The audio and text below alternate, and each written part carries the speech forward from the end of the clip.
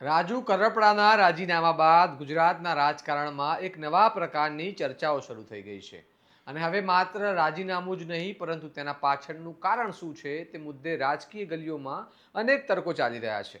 આમ આદમી પાર્ટીના નેતાઓ ભાજપ પર પ્રહાર કરી રહ્યા છે, પરંતુ બીજી તરફ પાર્ટીના અંદરના મતભેદોને લઈને પણ ચર્ચાઓ તેજ બની છે. ખાસ કરીને આમ આદમી પાર્ટીના પોસ્ટર બોય અને વિસાવદરના ધારાસભ્ય ગોપાલ ઇટાલિયાનું નામ ચર્ચાના કેન્દ્રમાં આવી ગયું છે.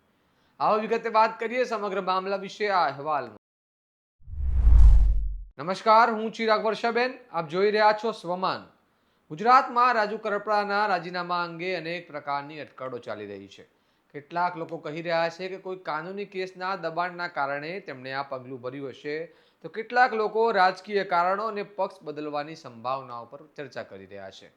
પરંતુ છેલ્લા કેટલાય દિવસોથી એક ચર્ચા ખાસ કરીને વધુ ગતિ પકડી રહી છે કે પાર્ટીની અંદર જૂથબંધી અને આંતરિક મતભેદો રાજીનામાનું એક કારણ બની શકે છે. ખાસ કરીને ગોપાલ ઇટાલિયા અને રાજુ કરપડાની સંબંધો અંગે ચર્ચાઓ થઈ રહી છે.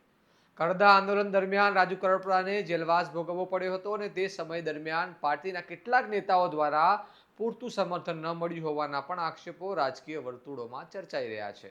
તેના કારણે પાર્ટીની અંદર અસંતોષ વધ્યો હોવાની વાતો પણ સામે આવી રહી છે. આ મામલે સૌથી મહત્વની વાત એ છે કે આમ આદમી પાર્ટીના અનેક નેતાઓ પોતાની પ્રતિક્રિયા આપી છે, ભાજપ પર આક્ષેપો કર્યા છે, પરંતુ ગોપાલ ઇટાલિયાની તરફથી હજુ સુધી કોઈ સત્તાવાર પ્રતિક્રિયા આવી નથી. અમે પણ તેમની પ્રતિક્રિયા જાણવા સંપર્ક કરવાનો પ્રયાસ કર્યો, પરંતુ સંપર્ક થઈ શક્યો નથી.